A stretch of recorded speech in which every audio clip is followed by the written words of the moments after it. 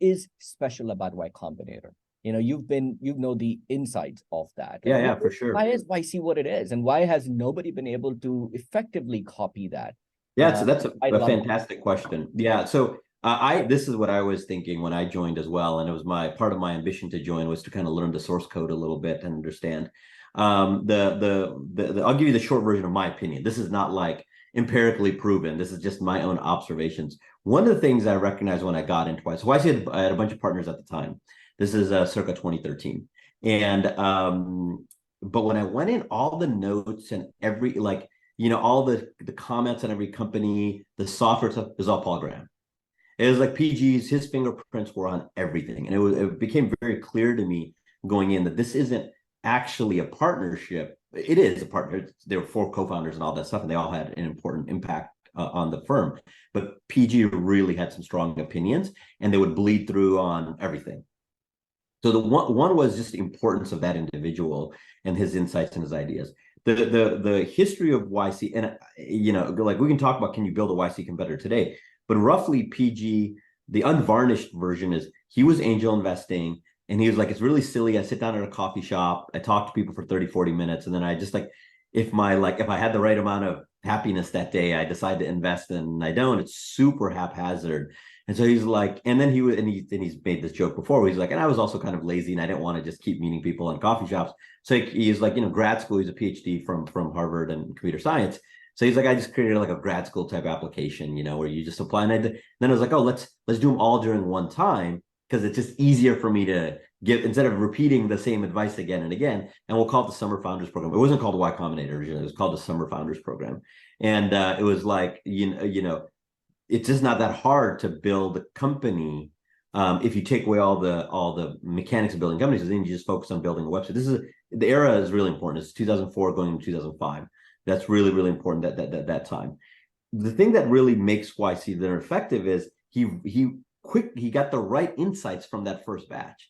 And he was like, actually, the founders learn a lot from each other, maybe even more than for me. Actually, comparing them in a batch process is way better. Writing it all down is way better, because I can look at it 3 months later to try to teach myself that. I'll use a very specific example. There was at some point at YC when I was there was a view that MBAs, I'm an MBA. MBAs are not good founders, and I railed against it. I said this doesn't even make sense. This is just a trope that people pick up. It's like a stereotype people pick up. So then we just watched MBA founders, and guess what? They did better than the rest of the batch. You just have very direct evidence that actually, Tony from DoorDash is a Stanford MBA, right? You just see a couple of those go through, and you're like, actually, maybe the MBA thing is not that bad.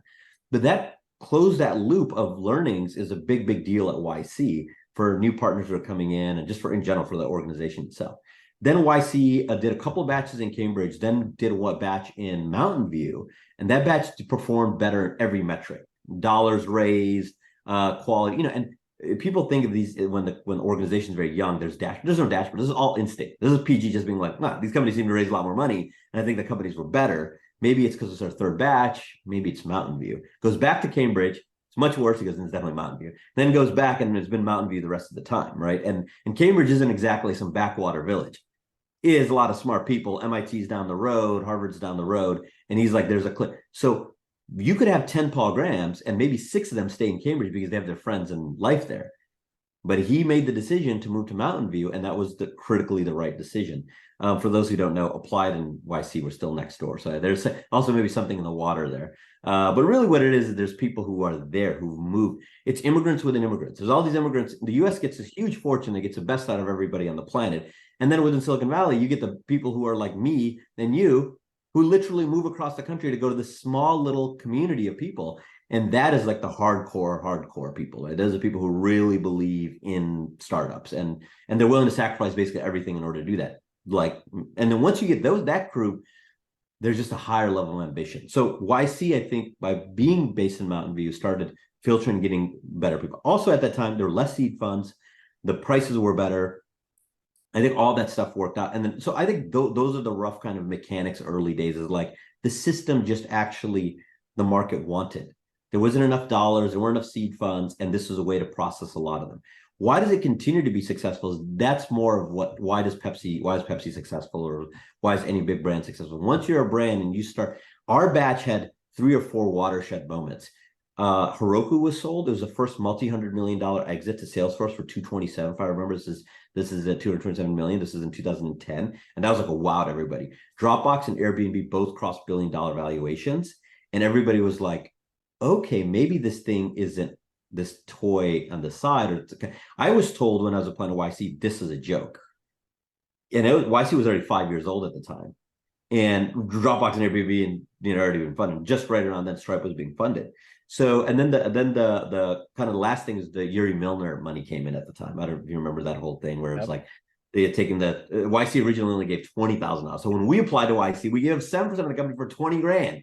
It's like a horrible financial setup, but it was still worth it at the time, and then that kind of bumped it up to $170,000. So I think you have to really understand those early mechanics, which is the thing we haven't talked about is PG also wrote prolifically, continues to write prolifically, and he started Hacker News. So Hacker News is this forum that really was the feeder for all the first 5-7 years. That's how I learned about YC, was through Hacker News. So that people underestimate PG's personal essay writing, Hacker News. The product didn't exist in any other way, and then their ability to continue to execute. If you remember at the time, 500 Startups and Techstars starts right around that time. This is the late double O's. So let's just talk about why didn't they succeed? Why does YC succeed? Techstars had this view that we're gonna be egalitarian. We're gonna be the accelerator for everybody else. Well, it turns out Harvard and MIT alums tend to do better. So, and if you look at the top 25 YC, and people don't want to hear that because it promotes this narrative, which is like the elites get the elite thing. But if you look at the top 25 YC companies in history, and you just literally look at every founder, there are many more Harvard and Stanfords in there than the MITs than the regular population. Why is that? Is their network, or their parents are rich? I don't know. Who knows what the reason is? But that's just the truth. And YC doesn't talk about that publicly, but they certainly don't dissuade it. Techstars was like, we're not going to be in Silicon Valley, mistake. We're not going to be looking for elite programs, mistake. And then they're just going to and this is all power law. 500 Startups was different. Right down the street in Mountain View, Dave McClure is running it. So you have a similar kind of Paul Graham-like figure there. But Dave isn't the same as Paul Graham, because Dave didn't get that following that PG did, of a very specific type of following, which is nerdy computer scientists in that era. I think if you're building something today, you'd have to build something different. And then the 500 Startups also did this very international view. And the issue with international companies is they're in the 2010 frame, very hard to get follow-on capital, very little liquidity. It took YC in Mountain 5 years to get its first $200 million exit. And that was still kind of miraculous. It would take, that means 10 years for 500 Startups, because the international markets they're not going to pay the valuations. They're not as high velocity. So if you really wanted to fight YC in 2005, you'd literally build a clone. You build, we're going to fund elite founders, and the founders from MIT or from Stanford. Stanford would have been a killer. StartX, I think, had for a little bit of a hope. But I think, and then it just comes down to execution. YC then just executed for 15, 20 years. Or now to almost 20 years, 18 years. And the other ones can't. They have stumbled along the ways for their own reasons. Sorry, these are just complete tangents. No, this is fascinating. You said something I actually wrote down. Bilal and I know each other so well that we're actually talking about things that we've never talked about. So that's why it's actually more. That's awesome. That's awesome. Yeah. There's a lot of things I just take for granted.